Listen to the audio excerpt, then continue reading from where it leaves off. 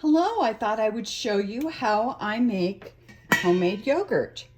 You start out with a full quart of whole milk, and then I add in another quart of 2%. You can vary up the different types of milk you use. There's a reason I do the whole milk, and it's because of the top and the texture. So what I want to show you, let me get into my stash here. So I'm going to use this yogurt from my last batch to make sure that there's enough, bacilli or whatever, live yogurt culture, right? So I'll mix half of this jar in with the preheated yogurt. What we're looking for is this nice top, and I'm recycling all of the other yogurt cups that I purchased yogurt in. I decided I want plain yogurt. I don't want add-ins. I don't want sugar, anything like that. So I'm making my own out of our delivered milk, which is, of course, hormone-free. It's really the highest quality, and it's very convenient, and it's not in plastic. So that's the other trick here, is I purchased these Vec lids that fit the wee jars. There's another slightly larger jar from La Fermière, and they fit those jars as well. So getting rid of plastic, doing a lot of recycling, and so all the milk goes into the pan. I use a really tall pan because sometimes I get sidetracked, and milk will boil over, as I have discovered. So ideally, I should just be standing here the whole time while I'm getting it up to 180 degrees. And I use my milk thermometer, that I bought for steaming milk. Let's get this the right way. That I bought for steaming milk for my cappuccinos. So I use this. We get up to 180, and then we let it cool down to 80 and mix in this and then transfer it here. And that's how simple it is. Then we stick it in a warm oven. So why don't I preheat my oven right now, and then I'll turn that off and turn the oven light on. And this will make very creamy yogurt. If you don't get your milk hot enough, it's not creamy. It can come out a little grainy. So you want to follow the instructions exactly, and they're easy instructions. Just doesn't get more simple. I'll show you the next steps as I get to them. Okay, now I see that this is preheated. I want that off because it can get too hot. We don't want it too hot. Also want to check and see how we're doing in here. So we're not boiling yet, and we're not really sticking to the bottom. As it gets warmer and warmer, you'll notice you have to run your tool. Well, there's a little bit there. Can you see it?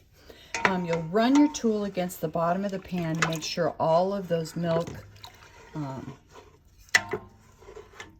residue, solids, whatever you want to call it, are picked up and put into the rest of the milk. So I'm going to let this sit a little bit longer. I'll keep stirring it periodically until it comes up to almost a boil or a boil. Things boil at a lower temperature because I'm a mile high. So, keep your eye on things. Use your thermometer until you get used to where that boiling point of milk is at your location. Okay, it's time to check the temperature and gauge where we're at. I'm sorry that I'm moving the camera all over the place. I wanted you to see how the thermometer works. We're aiming for 180. And looks to me like it's slowing down. I don't think we're anywhere close to where we need to be. You can see how the milk is steaming and it's starting to bubble. Let's go ahead and really pull this across the bottom of the pan. You'll feel kind of the roughness at the bottom. You'll be able to get all of that up. Just make sure that we don't, if you just leave it there, it can get scorched and add an unpleasant flavor to your yogurt, so we don't want that. Okay. This is looking really good, and I'm starting to smell it. It's that smell of milk that kind of reminds you of homemade pudding. I don't know if you've had homemade pudding, but if you have homemade pudding, you will never go back to store-bought pudding again. I'll tell you. And one of these days I'll probably show you how to make that. Let's look at our temperature again. We're looking for 180. And you can see we're getting closer, but we're not there yet. So we're going to give it another few minutes, another stir, and we should be there. So we're there. I want to show you a little trick.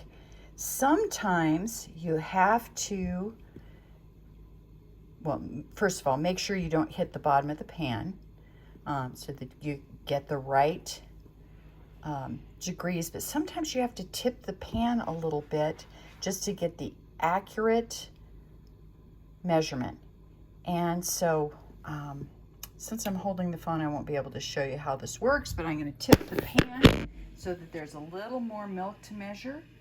And when I do that, sure enough, I'm way up there at 180. In fact, just a smidge beyond it. So that is perfect. So that is the milk. And now we're going to let the milk cool. While we're letting the milk cool, we're going to get the bowl ready. I've got this nice vintage bowl. It is so cute, and it's got the little pour spouts on the side. And we'll put in at least half of this. We could put in all of it if we wanted. We could put a little less than half. A quarter cup is enough active live yogurt culture. If you're just starting out, just buy plain Greek yogurt. Double check the label to make sure it's got live cultures, and you can use that to start off your process, and then you can use your own from there on out. So we'll do that. We'll mix it up. And that's once this milk cools to 80 degrees, which will take a little bit. You're gonna have to be patient. And so we'll get all of that working together, and you'll do a little bit of milk with the yogurt. Make sure it's nice and smooth. Then you'll add the rest of the milk, and then it will be time to put it into the little cups. And then we'll put those cups in this container in the oven for up to 6 hours. I'll be honest with you, this size of cup usually takes about 4 hours to get thick. And you can get different levels of thickness based on your preference.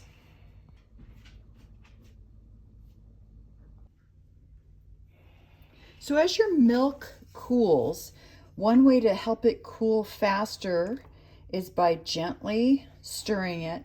Also, when you gently stir it like this, it keeps it from getting that heavy film or skin on the top. That doesn't really have a chance to develop when you're stirring it. So we're just going to stir it gently a little bit here and there. This is in a different bowl from the yogurt. The yogurt is over here because you don't want to kill the yogurt with milk that's too hot. So we've got to get this down to that 80 degree and we can check it out, see where we're at. And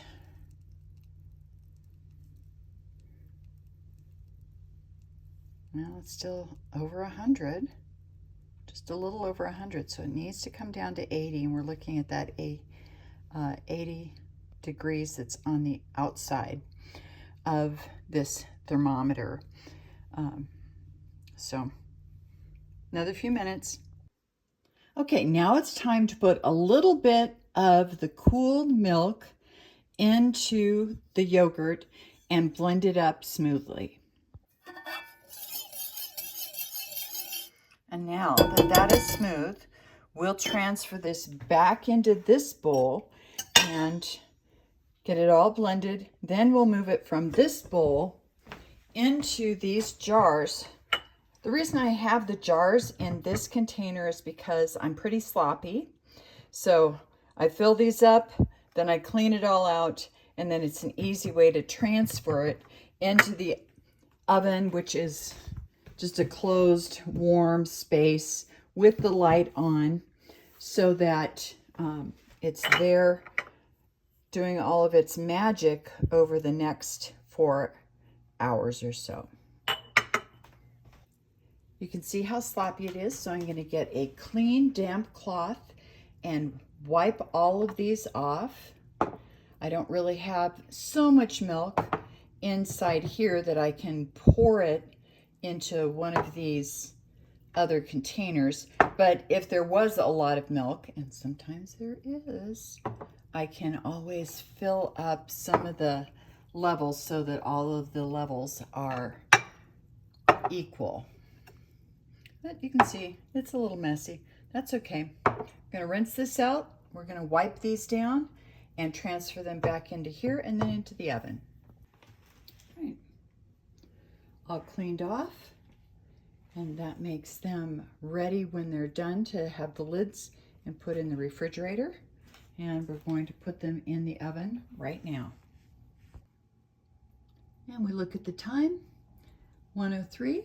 Should be done by 5. Okay, so it's not quite 5. It's time to check in on the yogurt, see if we need all that extra time. And you can see it's just tender and solid, but I think that extra 15 minutes is just what we're going to need. All right, so half hour later, because I got sidetracked making one of my best, easy, yummy salads. And these are perfect. They're absolutely perfect. Yeah, they'll be tender, creamy. So I'm going to pull those out. I'll let them cool off. And then, don't look at my drawers, I will cover them with these Vec lids. And they will store perfectly in the refrigerator for up to 2 weeks. Remember, if you do see any mold on your yogurt, just toss it out. That doesn't happen until, about 2 weeks or 3 weeks. So try to eat it up in the first week and a half, and it will be fresh and good and wholesome and healthy.